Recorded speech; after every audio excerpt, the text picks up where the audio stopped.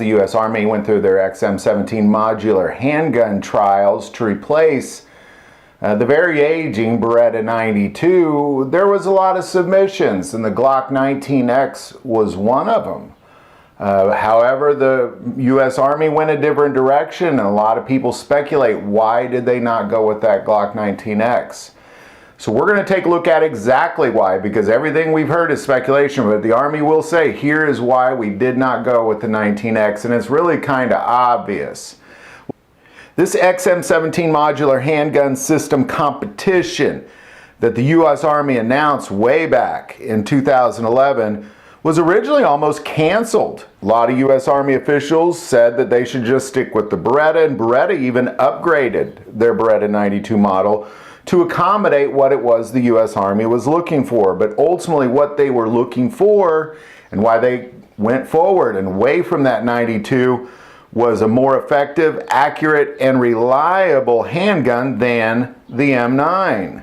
Now what these trials required was 90% hit rate at a 4-inch circle out to 50 meters, better ergonomics, better recoil for follow-up shots, an accessory rail, ambidextrous controls, be able to fire significantly higher pressured rounds than the Beretta 92, and be able to go 10,000 rounds in between failures.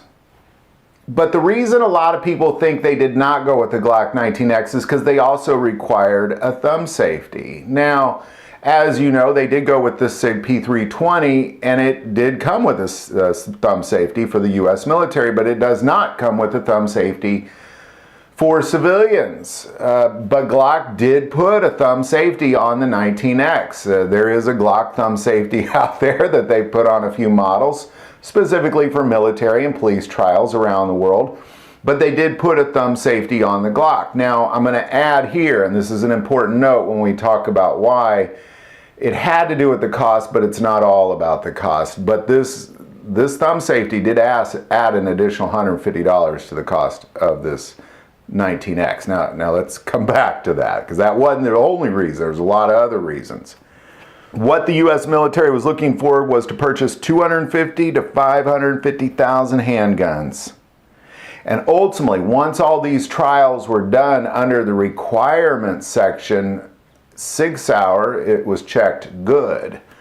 Glock, it was checked acceptable. Well, why was that?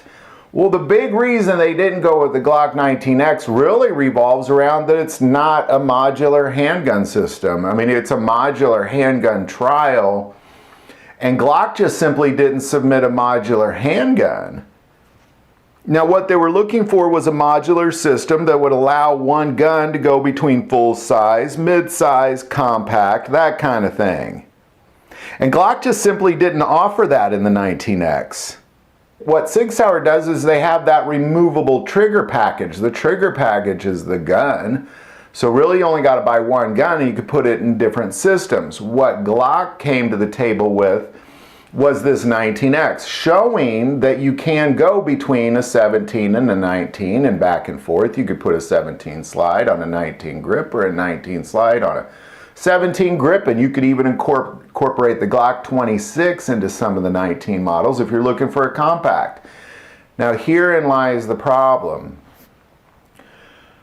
It was almost as if Glock didn't listen to the instructions, because what they showed in the 19X was that you need 3 guns to achieve what you can achieve with one gun in the SIG P320 with additional parts purchase. So the P320 was going to be selling to the U.S. Army at around $500.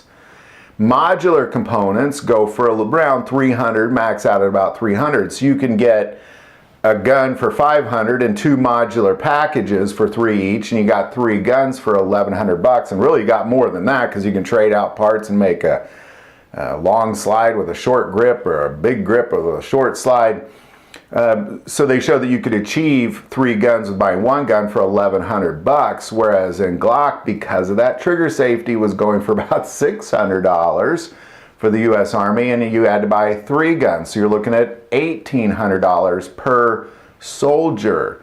Now, because that's what they're looking at. They, With SIG, they're looking at $1,100 per soldier. With Glock, they were looking at $1,800 per soldier, and that's a very, very significant piece. It's kind of like Glock pulled together a system in the 19X that they thought would satisfy the military trials, but in the end, it was that requirements over the general list of requirements, not the performance, but the list of requirements. SIG was good.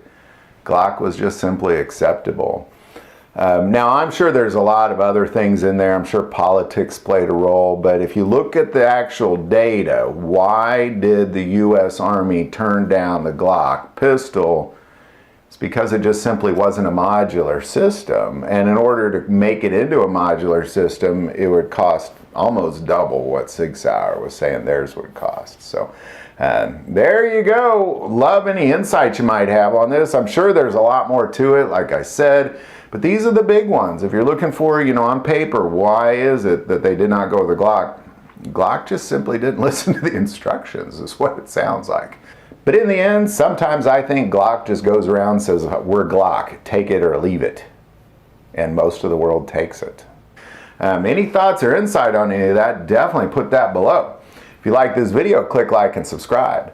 Feel called to support this channel with Patreon, that link is also below. But the most important part of this channel is we take prayer requests, so please don't ever hesitate to send that in. Thank you for watching this episode of God, Family, and Guns. And as always, love God, love your family, and love guns.